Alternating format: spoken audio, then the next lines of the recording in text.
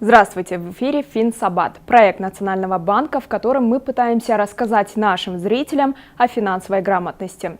Сегодня в выпуске вы узнаете, что необходимо знать о кредитовании, интервью с экспертом, как избежать ошибок при оформлении кредита,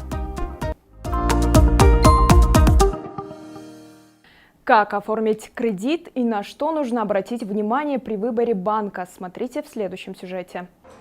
Новенький холодильник, ремонт в квартире и даже начинание в бизнесе. Кредиты сегодня можно получить на все, что угодно. Выплаты вам распределят на удобные для вас сроки и суммы, а новинкой можно наслаждаться уже сразу после оформления. Возможно, именно в этом и кроется притягательность кредитов. В прошлом году коммерческие банки страны дали взаймы 16 миллиардов сомов, а небанковские финансово-кредитные учреждения выдали кредитов на сумму свыше 1 миллиарда сомов. Число получателей кредитов перевалило за 850 тысяч человек.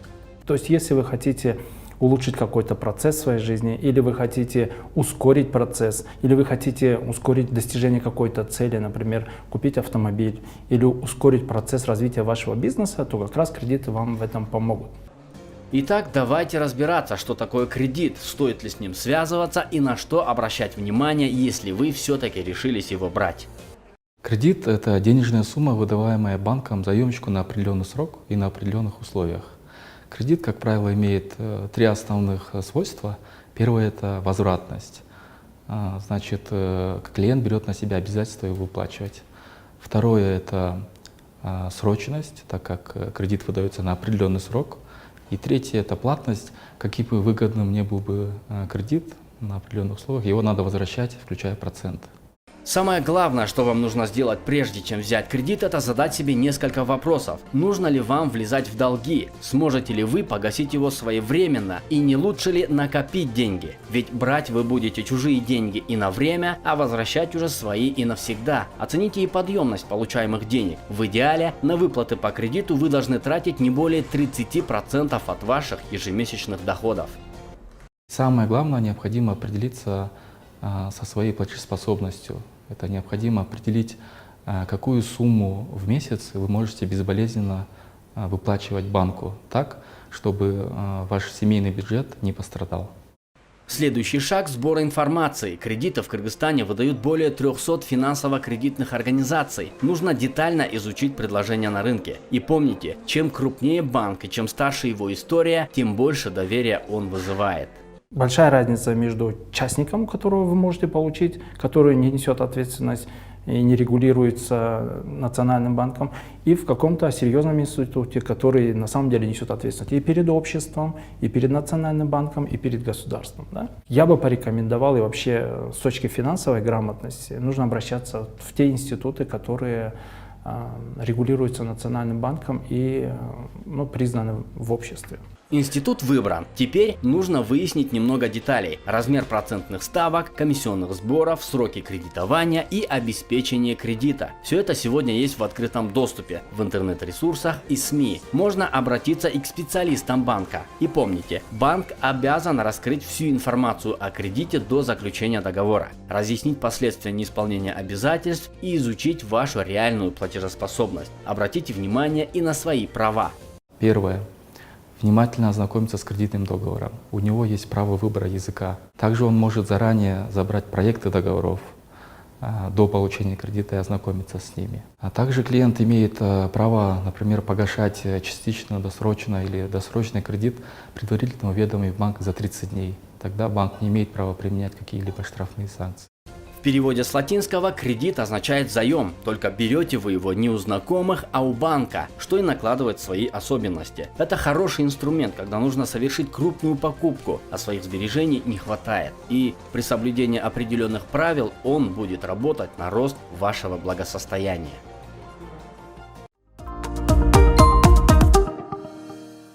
Какие частые ошибки совершают кыргызстанцы при оформлении кредита? Смотрите в интервью с экспертом. Наш гость Тынчтык Теңизбаев.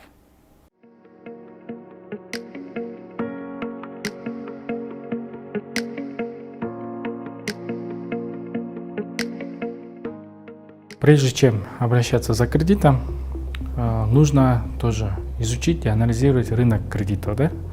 Поэтому в зависимости от того, какой кредит вам нужен, ипотечный, потребительский, автокредит, да, нужно сравнивать по процентным ставкам, по услугам, по комиссиям, да, по дополнительным каким-то требованиям.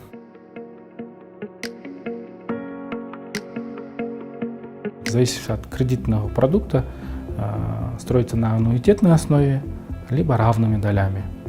Ну, при аннуитетном платеже, конечно, очень просто. Допустим, фиксируется одна сумма ежемесячно, ты ее оплачиваешь.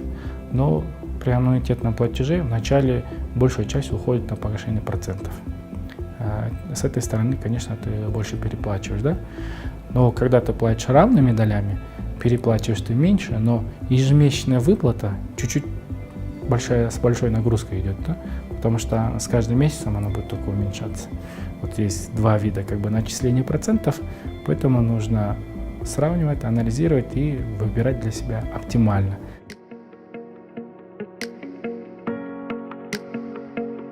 Ну, если вы берете кредит под какой-то проект, бизнес, скажем, да, проект, соответственно, ваши доходы от этой деятельности должны быть выше, чем стоимость этого кредита, чем обслуживание. Вот, соответственно, тогда этот будет проект успешным. А когда у вас, допустим, деятельность будет приносить меньше доходов, чем вы будете платить по этому кредиту, конечно, вы уйдете в минус, да?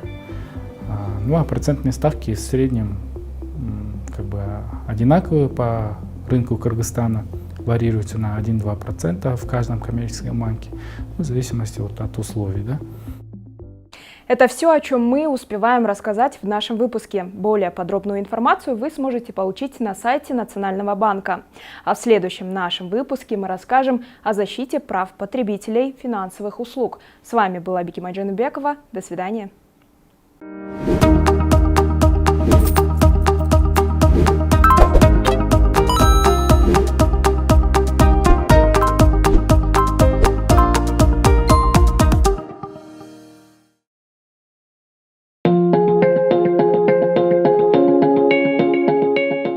Как собрать информацию об условиях кредитования? Самый быстрый и удобный доступ к информации об услугах любой финансовой организации через интернет. Можно воспользоваться сайтами-агрегаторами, объединяющими предложения от разных организаций. Например, finsabat.kg. Информацию можно искать и собирать, посещая непосредственно офисы финансовых организаций и разговаривая с их специалистами. Если вы хотите получить информацию о предполагаемом кредите, стоит запрашивать у кредитных организаций заполнение листа ключевых данных, форма которой установлена Национальным банком и является стандартной для всех кредитных организаций. Не стоит полностью доверять отзывам знакомых, так как пользование финансовыми услугами основано на их собственном опыте. Итак, для качественного и удобного сравнения финансовых услуг между собой рекомендуется составить небольшой список самых лучших вариантов, основываясь на данных из интернет-сайтов или других публичных источников. Уточнить все условия кредитования непосредственно в финансовых организациях, вошедших в список. По кредитам на данном этапе рекомендуется запрашивать заполнение листка ключевых данных. Рассчитать размер полной стоимости финансовой услуги, включая не только основную сумму и проценты, но и комиссии и другие сопутствующие платежи. Лишь после этого можно сделать свой выбор.